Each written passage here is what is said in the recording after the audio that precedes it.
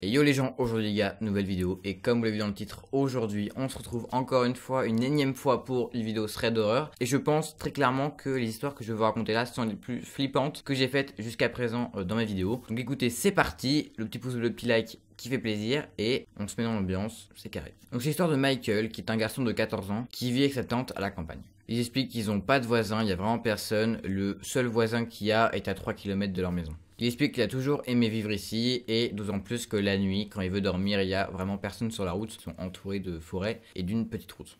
Et il explique que sa tante travaillait la nuit, et du coup cela signifie qu'il serait à peu près tous les soirs seul. Bref, un jour, il est rentré de l'école, il explique que sa journée, il y avait des orages, de la pluie, bref, ça commence bien pour cette histoire. Donc vers 21 h, sa tante est montée dans sa chambre et lui a dit qu'elle allait au travail. Lui est en train de jouer aux jeux vidéo avec ses amis et il a à peu près fait ça toute la soirée. Il explique qu'il était tout le temps d'accord avec ça, en fait ça lui posait pas du tout de problème qu'elle travaille la nuit vu que du coup il pouvait mettre de la musique à fond, il n'y avait pas de voisins et il était tranquille, il pouvait faire un petit peu ce qu'il voulait toute la nuit. Vers 23 h, il décide d'aller se coucher et de regarder quelques vidéos YouTube avant de s'endormir. Et assez vite, vers minuit, il s'est réveillé par un coup à la porte d'entrée. Donc là, il se réveille un petit peu, hein, il a un peu la tête dans les nuages, on peut dire ça, et il marmonne en disant qu'est-ce qui se passe. Il se pose pas de questions, hein, il se dit que c'est sûrement sa tante qui est rentrée, et justement, il va regarder à la fenêtre pour voir qui est devant la porte. Il n'y a personne. Il s'est dit que c'était sûrement des enfants, des ados plutôt, assez stupides pour frapper à la porte la nuit et se barrer en courant. Mais là, il va quand même regarder son téléphone parce qu'il a pas vraiment regardé l'heure en fait, et il se rend compte qu'il n'est pas minuit, hein, mais il est bien 3 h du matin, et il se dit que c'est pas possible vu qu'on est un mercredi, donc des adolescents qui feraient ça, c'est très rare, surtout que bah là il se dit mais il est à la campagne, il y a vraiment personne autour. Et là en fait il explique que chez lui en fait il y a un sous-sol et il entend un bruit venant d'ici. Et là, il sursaute, hein, bien sûr, mais il essaye de se rassurer en se disant que c'est peut-être l'orage qui fait des bruits, bref. Mais là, il a vraiment peur. Mais il explique quand même que la porte de son sous-sol est tout le temps verrouillée car sa tante est un peu une paranoïa, on va dire. C'est-à-dire qu'elle ferme tout, elle ne laisse rien ouvert parce qu'elle a peur d'une intrusion. Mais là, elle entend des bruits de pas assez faibles venant de son escalier en bois, donc il entend tout venir lentement. Donc là, il est terrifié, mais il prend son téléphone et appelle le 911. Et là, l'opérateur, donc, qui est derrière, lui dit de prendre une arme, donc que ça soit une arme à feu ou même un couteau, n'importe quoi pour se défendre, et de se réfugier dans une pièce ou dans une armoire, bref, un truc où il est caché. Mais il dit que c'est impossible en fait qu'il aille dans la cuisine en tout cas pour prendre un couteau parce que le mec est en sous-sol en bas et genre l'escalier est juste à côté de la cuisine, donc impossible pour lui d'y aller. Et du coup là il est encore au téléphone et l'opérateur dans le 911 lui dit de se cacher je sais pas sous son lit ou alors dans une armoire quelque part, enfin bref ils vont arriver. Et il explique que là en fait pendant 20 minutes le mec arrêtait pas de taper quelque part, donc sur des murs, sur des portes, un peu partout, mais d'un coup les bruits s'arrêtent. Donc là, il explique qu'il est vraiment terrifié, il arrive même presque plus à bouger et à dire presque plus aucun mot au téléphone. Sauf que maintenant, le mec, en tout cas la chose qui est dans sa maison, commence à hurler dans les escaliers. C'était comme un cri, c'était pas un cri normal, même s'il y en a pas, mais c'était un peu un cri de mécontentement, comme s'il était en colère de pas trouver quelque chose ou pas de voir quelqu'un, peut-être. Mais en tout cas, il monte. Et en fait, son étage, il est composé de pièces, en fait, avec des chambres, et il traverse toutes ces pièces-là, toujours en hurlant de mécontentement de trouver peut-être personne, ça va être ça, jusqu'à sa pièce. Mais il explique qu'en fait sa porte de chambre n'avait pas de serrure. Donc du coup facile d'accès. Il découvre que c'est un mec en fait qui est pas du tout habillé en mode voleur, c'est un mec lambda en fait, on pourrait trouver tous les jours, il est en jean, sweat à capuche, mais il est pas, je sais pas, en fait il disait que c'était pas un voleur, plutôt un psychopathe un peu bizarre, il avait rien dans la main, il avait aucune arme, juste il gueulait, il faisait des trucs chelous quoi. Et là du coup il est dans sa chambre et il arrive à l'apercevoir entre les rainures de son placard. Donc là, il explique que le mec regardait partout, gueulait encore, mais de plus en plus. Il regardait sous son lit, tout ça, bref, tout sauf le placard pour l'instant en tout cas. Et du coup, le jeune a du mal à retenir sa respiration très longtemps et au bout de quelques secondes, il lâche une sorte de...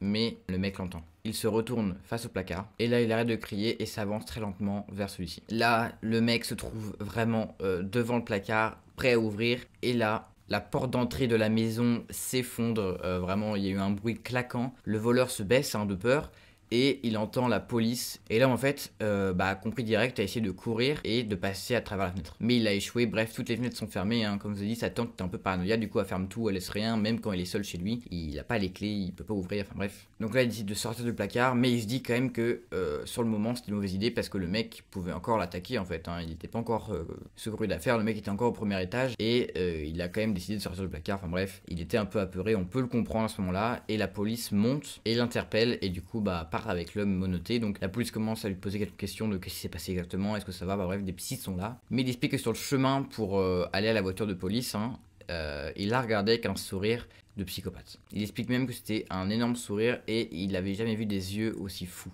Et encore aujourd'hui, ça le hante, mais ce qui lui hante le plus, c'est le visage qu'il faisait quand il était devant la porte de son placard. Bon écoutez, c'est la première histoire d'horreur qui était plutôt, ma foi, pas mal, hein. J'en ai une deuxième qui est franchement plus paranormale. Là, c'était vraiment une intrusion un petit peu étrange que on espère arrive à personne, hein. Mais en tout cas, on passe, deuxième histoire, un peu plus paranormale, c'est parti. Donc c'est l'histoire d'un jeune, en fait, enfin jeune, d'une vingtaine d'années, qui retrouve une vieille photo prise en 2013. Mais il se rappelle qu'à l'époque, en fait, il avait regardé cette photo là mais il avait complètement oublié, mais l'a retrouvée. Et puis écoutez, je vous l'affiche juste ici et vous allez voir que cette photo là est un peu étrange et même hantée. Donc il avait jamais raconté cette histoire avant et là il nous la raconte. Donc on est en 2013, il traînait dans la maison de ses cousins dans le Kentucky et il avait 19 ans. Donc il était avec son cousin, en fait il buvait de la bière en regardant des films. Et ils étaient en train de parler tranquillement. Et là il commence à lui poser des questions sur son enfance. Bref, il regarde des trucs, photos de famille, tout ça. Et il tombe sur un album. Donc ces photos dataient des années 50-60. Et c'est des photos de bébé de son grand-père et son grand-oncle quand ils étaient très jeunes. Et il est tombé sur cette photo-là. Son cousin explique qu'il avait jamais vu cette photo-là avant en fait. Mais que c'était